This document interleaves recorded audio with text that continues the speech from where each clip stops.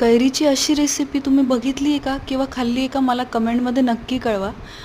आज आपण करतोय कैरीची भाजी म्हणा किंवा कैरीची आंबट गोड अत्यंत सुरेख रेसिपी जी तुम्ही 20 मिनटं तुम्हाला एका दिवशी लागणार आहे आणि तुम्ही अख्खं वर्षभर त्याची टेस्ट एन्जॉय करणार आहे आणि गॅरंटी देते की तुम्ही इतकी एन्जॉय कराल रेसिपी की तुम्हाला खूपच आवडेल आणि तुम्ही मला म्हणाल की हां मला आवडली आणि ज्यांनी करून बघितली ते मला नक्की कमेंट करा आणि जर चॅनलला अजून सबस्क्राईब केलं नसेल तर नक्की करा.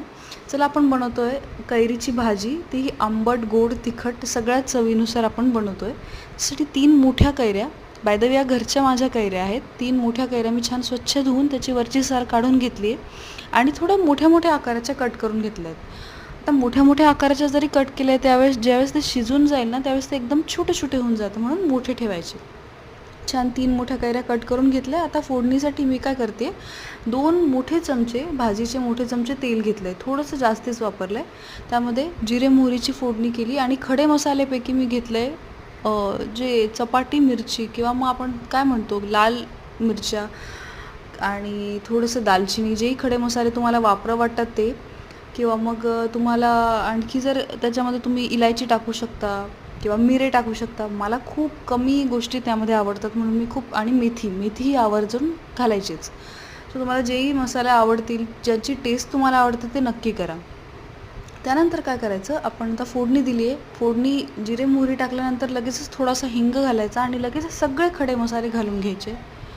हिंग छान तडतडला की त्यामध्ये आपण घालणारे लगेचच कैरी घालून थोडंसं इकडून तिकडून केल्यावर लगेचच आपण त्याच्यात काश्मीरी लाल मिर्च आणि थोडासा गरम मसाला तुम्हाला टाकायचा असेल तर, नाहीतर मी टाकला आहे आपले धने पावडर वापरल्याने खूपच छान फ्लेवर येतो. नक्की एकदा ट्राय करा. आणि जेवढी कैरी घेतली होती त्याच्यामध्ये थोडीशी, म्हणजे आता समजा जर 3 कप मी कैरी घेतली तर मी 2.5 कप साखर, किंवा जर गूळ टाकत असाल तर 3.5 कप गूळ तुम्हाला लागेल. असं टाकून आपण अर्धा ग्लास पाणी टाकून शिजायला ठेवून द्यायचं. काही रॉकेट सायन्स नाही आहे. शिजायला एक 20 मिनटं छान उकळू द्यायचं. छान शिजल्यानंतर तुम्हाला दिसेल की कलर बदलतो आहे आणि इथे आपण चेक करायचं की कैरी शिजली आहे का. ज्यावेळेस असं वाटलं की कैरी एकदम मऊ झाली आहे, शिजली आहे, त्यावेळेस आपण गॅस बंद करायचा. एकदम असं थोडंसं थिक कन्सिस्टन्सी आणि छान सिरपसारखं लागतं. टेस्ट करून बघितलं तर असं वाटतं आंबट गोड तिखट, मीठही असतं छान, आणि यामध्ये तुम्ही काळं मीठही वापरू शकता. मला आवडल्यास नक्की ट्राय करा आणि चॅनलला नक्की सबस्क्राईब करा. बाय.